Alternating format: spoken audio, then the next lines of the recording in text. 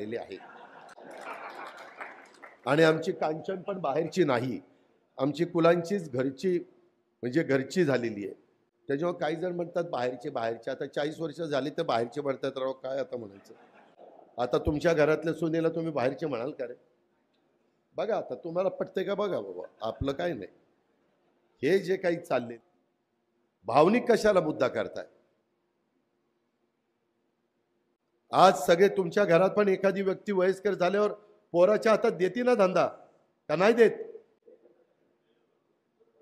मग द्या ना आमच्या हातात.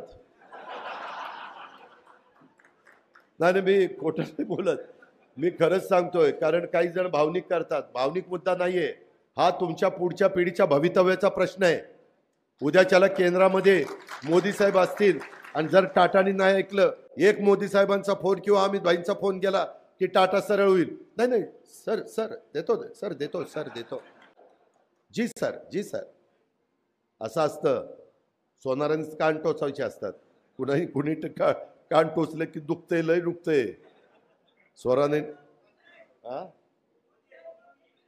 हा तेच मी म्हणतोय, म्हणून तर गाड्या आठव.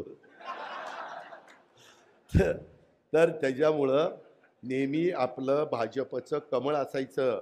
आता ते वासुदेवरावांना पहिले 2 दिवस सांगत होतो, कमळ नाही घड्याळ घड्याळ घड्याळ.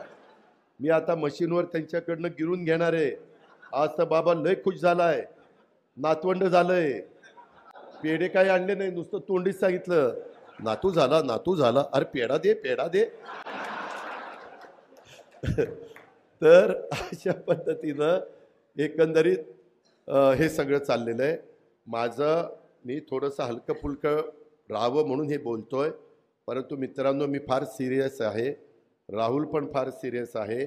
आपल्या दौंड तालुक्याने बाकीच्यांनी हवेलींनी हे आपलं कायमचं दुखणं दूर करायचं झालं तर केंद्रात ज्या विचाराचं सरकार आहे त्याच विचाराचं सरकार राज्यात आणावं लागेल, त्याच विचाराचा आमदार राज्यात आणावं लागेल, त्याच विचाराचा खासदार आपल्याला त्या ठिकाणी द्यावा लागेल.